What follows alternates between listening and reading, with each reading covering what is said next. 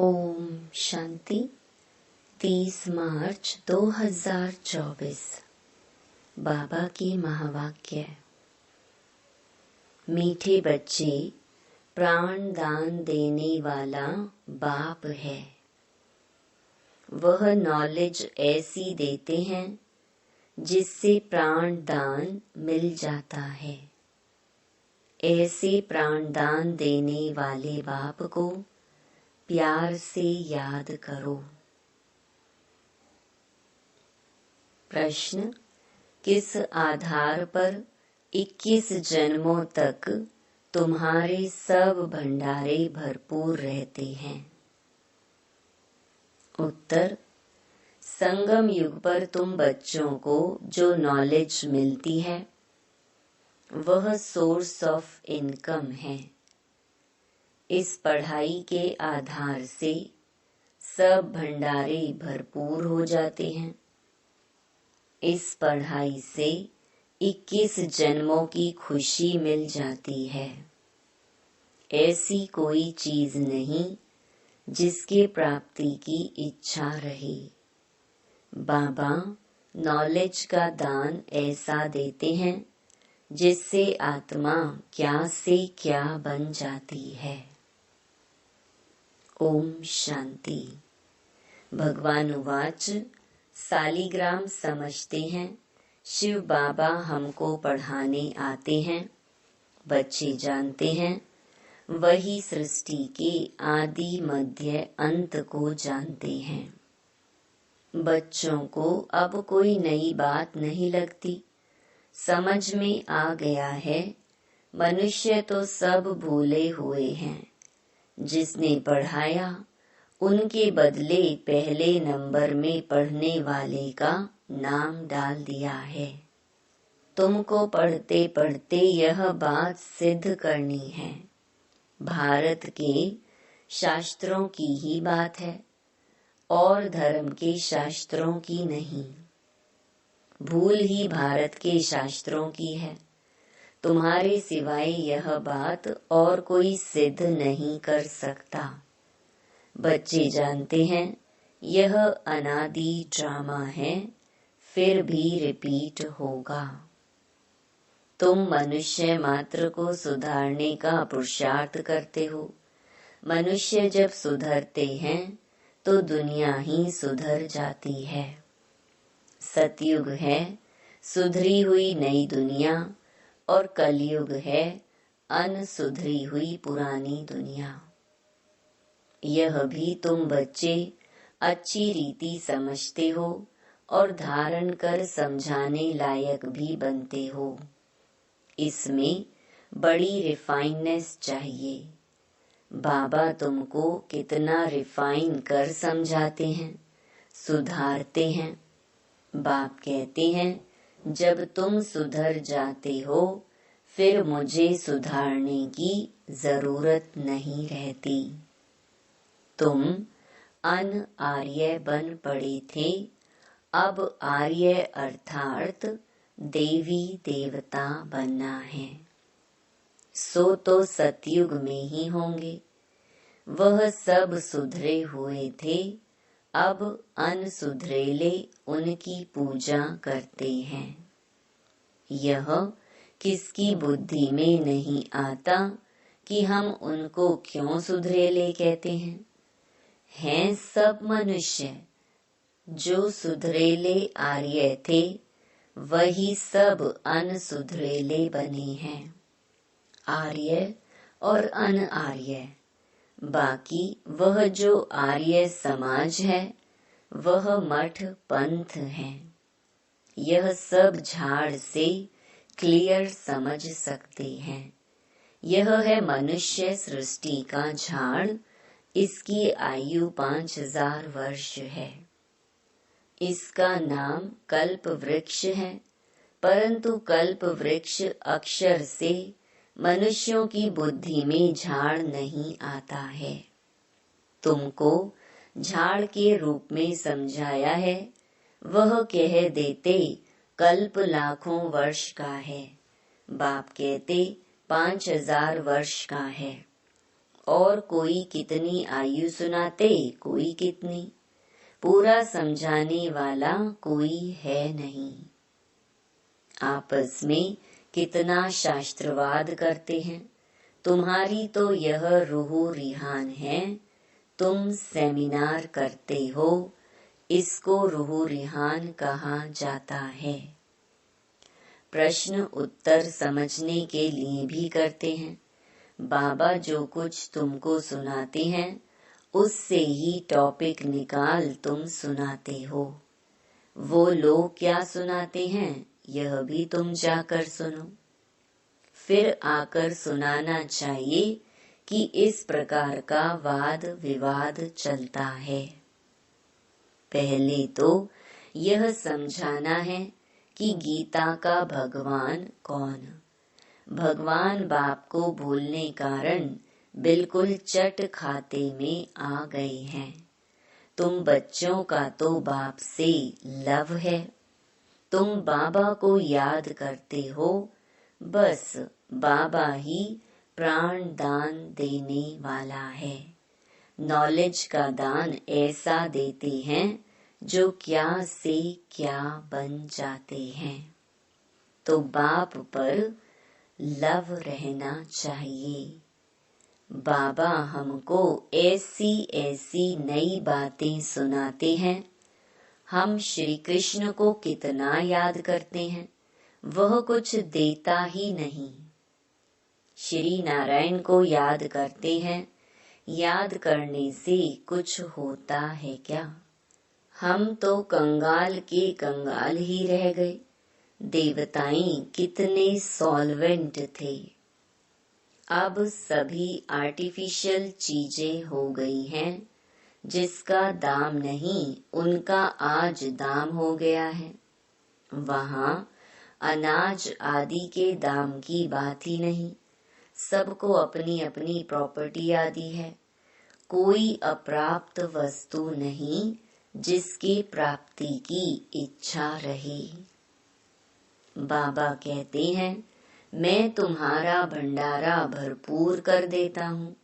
तुमको ऐसी नॉलेज देता हूँ जिससे तुम्हारा भंडारा भर जाता है। तुम्हारी बुद्धि में है knowledge is source of income. Knowledge ही सब कुछ है। इस पढ़ाई से तुम कितना ऊंच बनते हो। पढ़ाई का भंडार है ना। वह टीचर्स पढ़ाते हैं, उनसे अल्पकाल का सुख मिलता है। इस पढ़ाई से तुमको 21 जन्म का सुख मिलता है। तुम बच्चों को बहुत खुशी होनी चाहिए। यह समझने में टाइम लगता है। जल्दी कोई समझ ना सके। कोटों में कोई निकलता है। आधा कल्प सभी मनुष्य एक दो को गिराते ही आए हैं। चढ़ाने वाला एक बाप है। बेहद की पढ़ाई पढ़ाने वाले के बदले पढ़ने वाले का नाम डाल दिया है। दुनिया इन बातों को नहीं जानती। कहते हैं भगवानुवाच पढ़ाकर गई। फिर उनका कोई शास्त्र रहता नहीं। सतयुग में कोई शास्त्र है नहीं।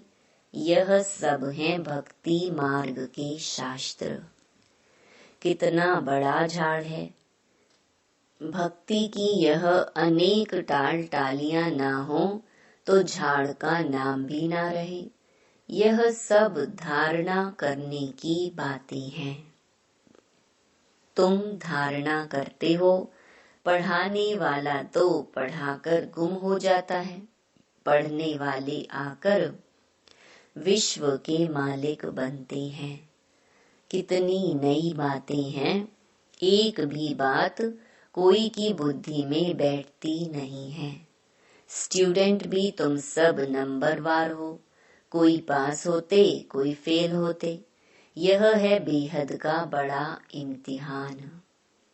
तुम जानते हो, हम अभी अच्छी तरह पढ़ेंगे तो कल्प कल्पांतर अच्छा पढ़ेंगे।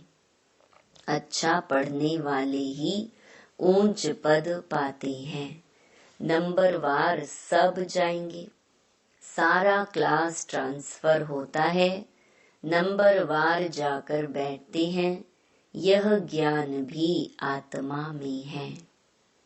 अच्छा व बुरा संस्कार आत्मा में है। शरीर तो मिट्टी है, आत्मा निर्लेप हो नहीं सकती। 100% सतो प्रधान और 100% तमो प्रधान कौन है, यह भी तुम समझते हो। पहले तो गरीबों को उठाना पड़े, वह पहले आएंगे।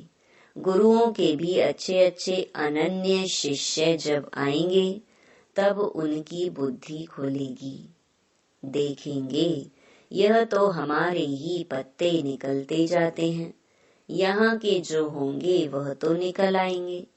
बाप आकर नया झाड़ शुरू करते हैं। जो और धर्मों में जाकर पड़े हैं, वह सब लौटेंगे। फिर भी अपने भारत में ही आएंगे। भारतवासी ही थे ना। हमारी डाल के जो हैं वह सब आ जाएंगे। आगे चलकर तुम सब समझते जाएंगे। अब बाहर से सबको धक्का मिलता जाता है। जहाँ जहाँ बाहर वाले हैं, उनको भगाते रहते हैं।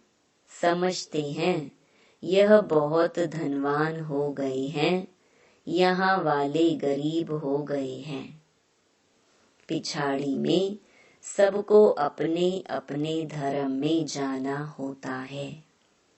आखिर सब अपने अपने घर तरफ भागेंगे। विलायत में कोई मरता है तो उनको भारत में ले आते हैं, क्योंकि भारत है फर्स्ट क्लास पवित्र भूमि। भारत में ही नई दुनिया थी। इस समय इसको वाइसलेस वर्ल्ड नहीं कह सकते। यह है विशियस वर्ल्ड, इसलिए बुलाते हैं हे पतित पावन आओ, आकर हमको पावन बनाओ। भल दुनिया तो यही है, परंतु इस समय दुनिया में कोई पावन तो है नहीं। पावन आत्माएं मूल वतन में है, वह है ब्रह्म महतत्व। सब पावन बनकर वहां जाएंगे। फिर नंबरवार आएंगे पाठ बजाने। आदि सनातन देवी देवता धर्म का यह फाउंडेशन है। फिर 3 ट्यूब निकलती हैं, यह तो देवता धर्म है। यह कोई ट्यूब नहीं है। पहले यह फाउंडेशन, फिर 3 ट्यूब्स निकलती हैं। मुख्य हैं 4 धर्म। सबसे अच्छा धर्म है यह ब्राह्मण धर्म। इनकी बहुत महिमा है। हीरे जैसा तुम यहाँ बनते हो। बाप तुमको यहाँ पढ़ाते हैं तो तुम कितने बड़े हो। देवताओं से भी तुम ब्राह्मण बड़े नॉलेजफुल हो। वंडर है ना। हम जो नॉलेज लेते हैं वह हमारे साथ चलती है, फिर वहाँ नॉलेज को ही भूल जाते हैं। तुम जानते हो पहले हम क्या पढ़ते थे, अब हम क्या पढ़ते हैं। ICS वाले क्या पढ़ते हैं और बाद में क्या पढ़ते हैं, फर्क तो है ना। आगे चलकर तुम बहुत नई पॉइंट सुनेंगे, अभी नहीं बताएंगे। पार्ट ही आगे सुनने का है। बुद्धि में रहता है नॉलेज का पार्ट जब पूरा होना होगा, तब हम भी उस समय बाबा के ज्ञान को धारण कर लेंगे। फिर हमारा पार्ट स्वर्ग में शुरू हो जाएगा, उनका पार्ट पूरा हो जाएगा। बुद्धि में बहुत अच्छी धारणा चाहिए। सिमरण करते रहो, बाप को याद करते रहो। याद नहीं होगी तो कम पद पाएंगे। बाप को याद करते करते शरीर का भान निकल जाएगा। सन्यासी भी इस अवस्था का अभ्यास करते करते शरीर छोड़ देते हैं, परंतु उन्हों का रास्ता अलग है, इसीलिए उनको फिर जन्म लेना पड़ता है। फॉलोअर समझते हैं वह ब्रह्म में लीन हो गया, फिर वापस आ नहीं सकता।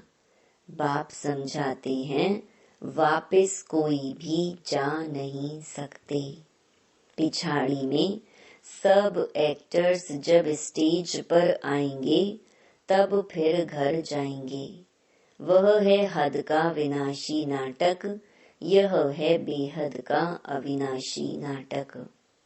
तुम अच्छी तरह समझा सकते हो यह ड्रामा जो मिसल चलता है। वह तो फिर छोटे छोटे ड्रामा बनाते हैं, झूठी फिल्म बनाते हैं। उनमें थोड़ी अच्छी बातें होती हैं, जैसे विष्णु अवतरण दिखाते हैं। ऐसे नहीं ऊपर से कोई उतर आता है। लक्ष्मी नारायण पार्ट बजाने आते हैं, बाकी ऊपर से कोई नहीं आते हैं।